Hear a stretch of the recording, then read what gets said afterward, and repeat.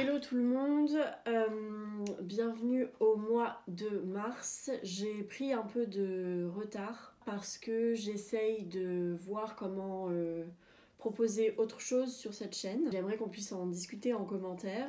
Comme je vous ai proposé aussi une petite vidéo juste avant celle du mois de mars, une petite vidéo à propos de l'ésotérisme, que ce soit à propos du tarot, à propos de l'astrologie. Donc je suis en pleine réflexion, voilà, à savoir est-ce que je continue la chaîne, si oui, comment. Donc je serais très heureuse qu'on puisse en papoter en commentaire et que vous me disiez ce que vous préférez, que mon audience soit active et participative et qu'on puisse vraiment échanger sur tout ça.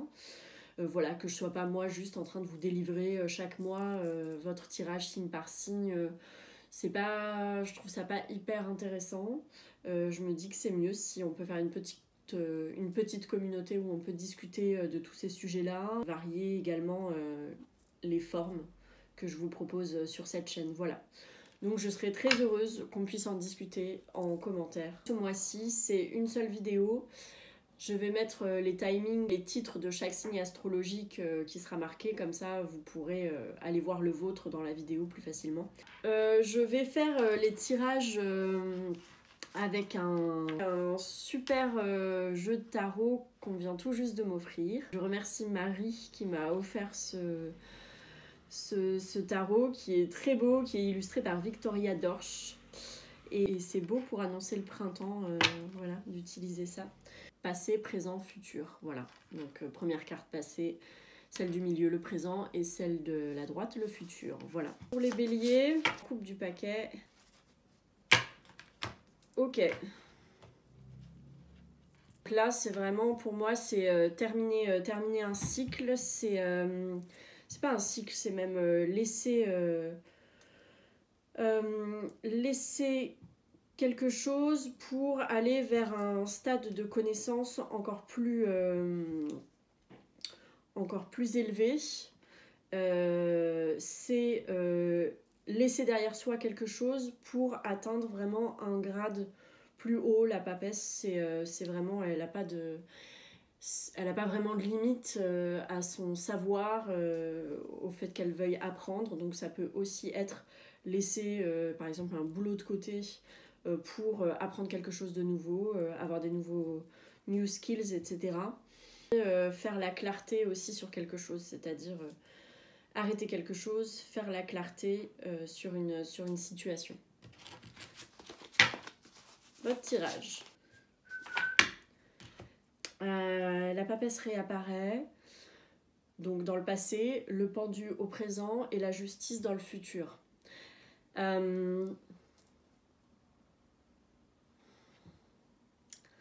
Dans un passé proche, il y a cette question de clarifier quelque chose, il y a ou alors cette question d'apprendre quelque chose, d'avoir fait la clarté ou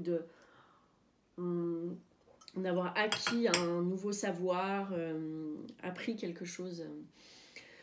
Dans le passé présent, dans le passé proche, ça peut être une sorte de révélation.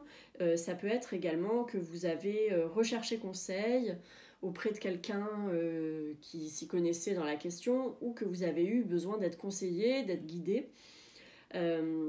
Ça peut également être que vous avez eu cette position pour quelqu'un, vous, la position de quelqu'un qui veille, qui sait, qui peut guider une personne. Donc ça, c'est pour le passé proche. Dans le présent, là, il y a un status quo. Il y a comme si soit c'est bloqué et ça cherche à faire la clarté sur quelque chose pour pouvoir se libérer d'une certaine entrave, se libérer d'une situation. Là, le pendu, c'est vraiment ça. Donc, c'est libérer les attachements, c'est aussi renaître d'une nouvelle manière, voir aussi la situation d'une façon différente. Donc, c'est comme clarifier les choses pour voir les choses différemment, peut-être les voir de manière plus positive, par exemple. Mais c'est voilà, c'est être en capacité déjà d'aller chercher les infos, d'aller comprendre et pour avoir une perception de la situation différente. Donc ça c'est voilà, c'est chercher là au présent à se libérer, c'est pas de certains schémas, etc. Mais c'est vraiment se libérer d'une situation particulière en la regardant peut-être différemment. Puis dans le futur proche, la justice, c'est trouver l'équilibre. Voilà.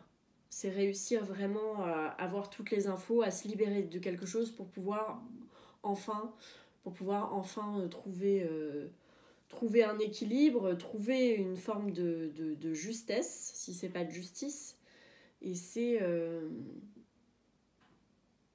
trouver un équilibre, que ce soit avec une personne ou avec une situation, ça peut être professionnel, etc. Mais trouver l'équilibre à l'intérieur et à l'extérieur, renaître d'une manière différente au monde, voir le monde ou une situation différente et y trouver un certain équilibre.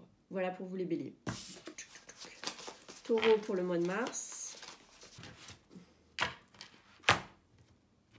Là les taureaux, votre coupe pour le mois de mars, la tempérance, le pendu. Vous pouvez avoir affaire à des sagittaires ou avoir des placements en sagittaire. Ok. Tout est une question d'équilibre là au mois de mars. Équilibrer les tendances, équilibrer les énergies. C'est un peu également pour moi la carte de la tempérance, cette femme qui nous fait de la magie. Pour moi c'est l'alchimiste. Enfin elle n'est pas la seule dans le tarot, mais pour moi c'est un peu l'alchimiste du tarot. C'est celle qui arrive à faire des choses complètement magiques. Elle-même elle est surprise aussi de ce qu'elle peut faire maintenant. Et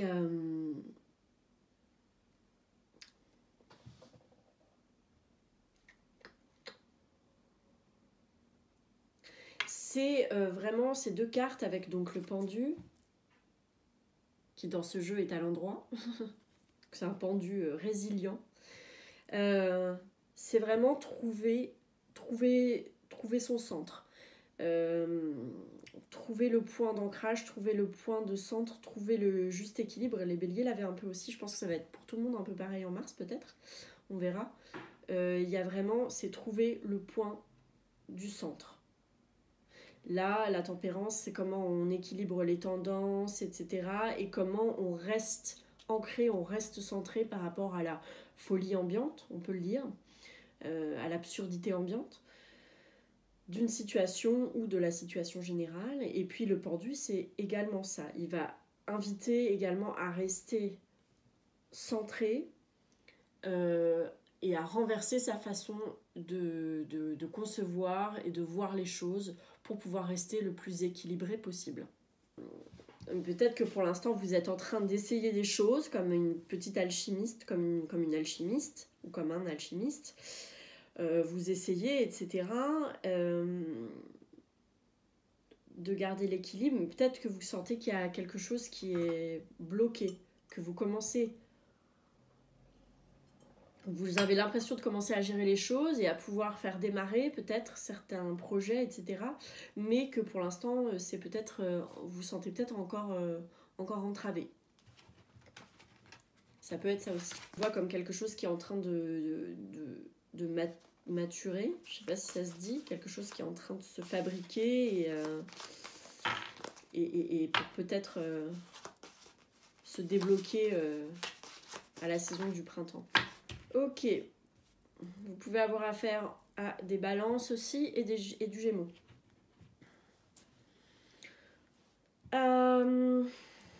Ok, roue de la fortune dans le passé, justice dans le présent, l'amoureux dans le futur. Donc tout ça c'est assez resserré dans le temps. Le karma dans le passé proche, les cycles de la vie, les aléas, tout ça peut-être ça vous a un peu chamboulé pour le meilleur et ou pour le pire. Il y a eu du mouvement, il y a eu de la rencontre, il y a eu de la bousculade, tout ça.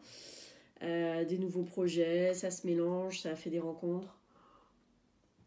tout ça. Et maintenant, dans le présent, c'est ok, j'ai compris que la vie c'était des aléas, etc. Machin. Là, j'essaye d'y voir clair.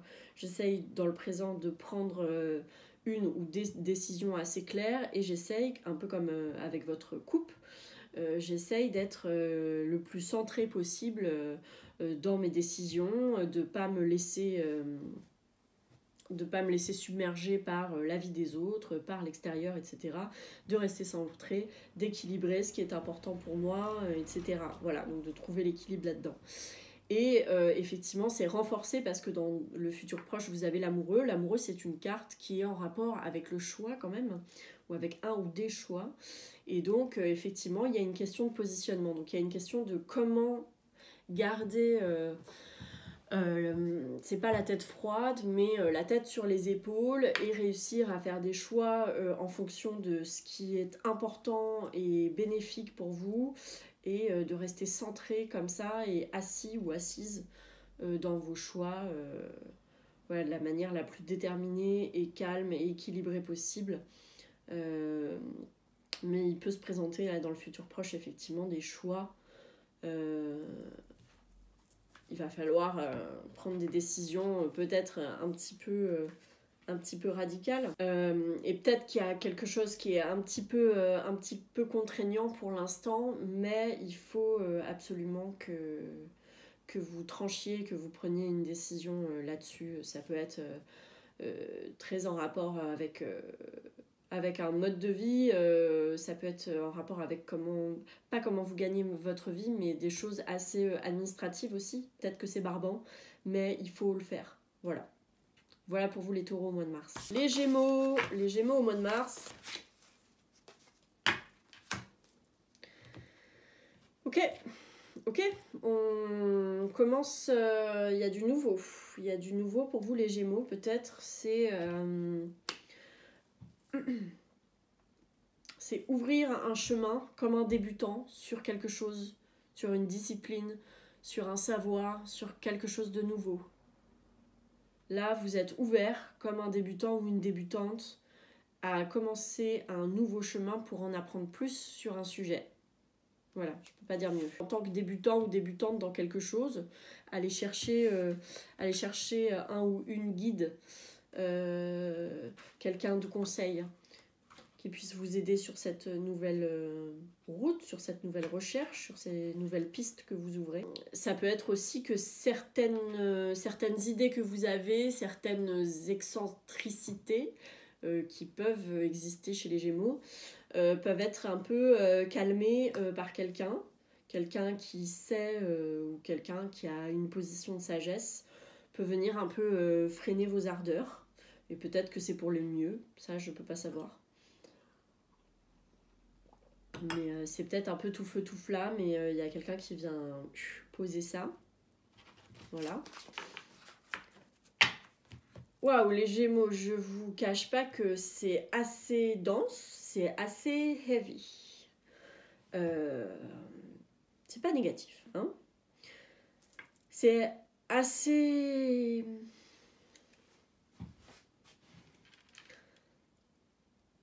Il peut y avoir en mars un moment douloureux. Vous avez dans le passé proche la carte sans nom, la mort, l'arcane sans nom, la mort. Dans le présent, le diable.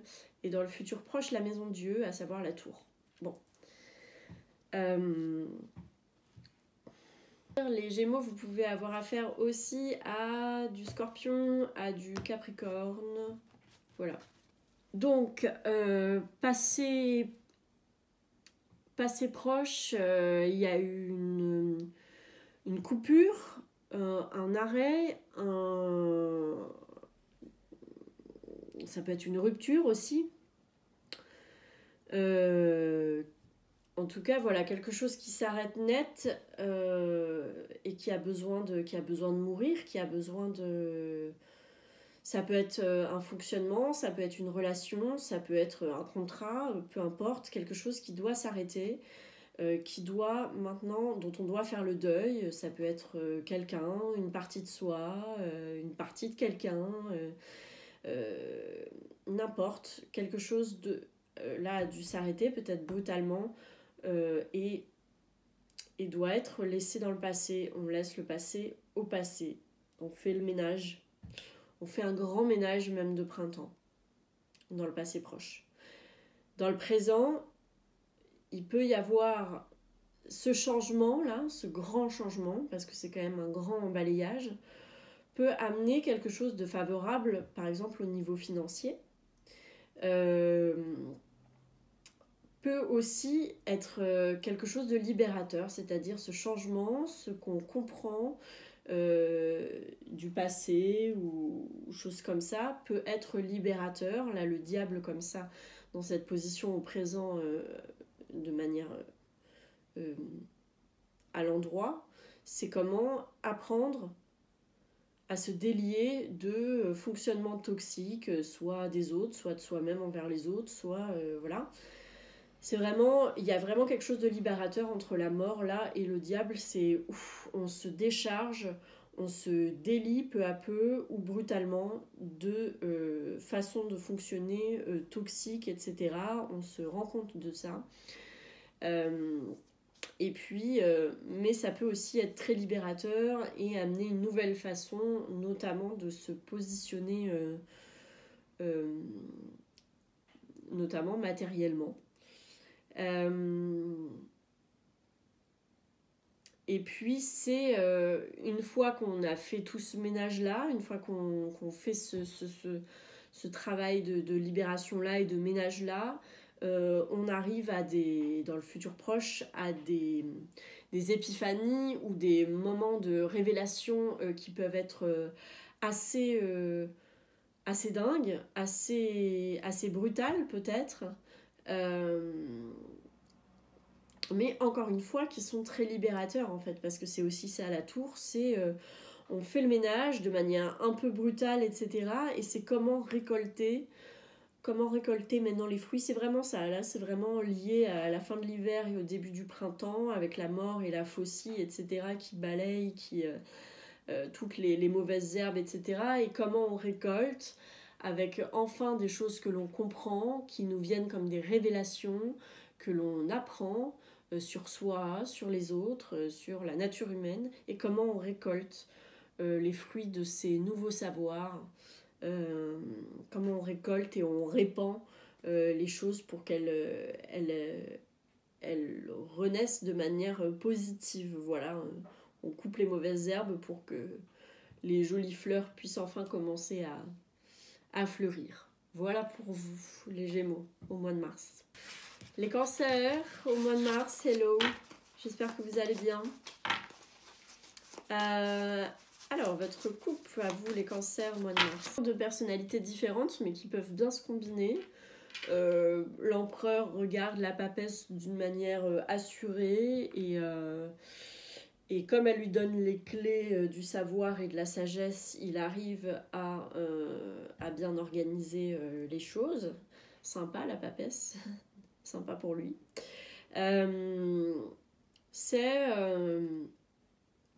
Cette coupe, c'est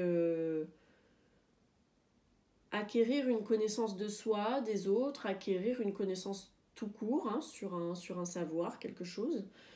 Peut-être un nouveau savoir ou avoir compris des choses de la vie. Ça peut être également soit guider les autres, soit être guidé par une figure un peu tutélaire, peut-être féminine et plus âgée. Mais voilà, il y a une question d'être guidé, d'être sur la voie de la sagesse et puis de le faire de manière organisée, avec les pieds sur terre, de manière ancrée, avec une vraie organisation, une stratégie peut-être, un bon emploi du temps, bien organisé. Et sinon, ça peut être également une rencontre entre une femme qui a une position de sagesse et de savoir et un homme qui sait prendre les choses. Enfin, ça peut être aussi un homme qui a ces qualités-là de sagesse et de savoir et qui rencontre une femme qui est hyper genre go-getter et qui est très auto-entrepreneuse, etc. Machin. Voilà, donc ça peut aussi être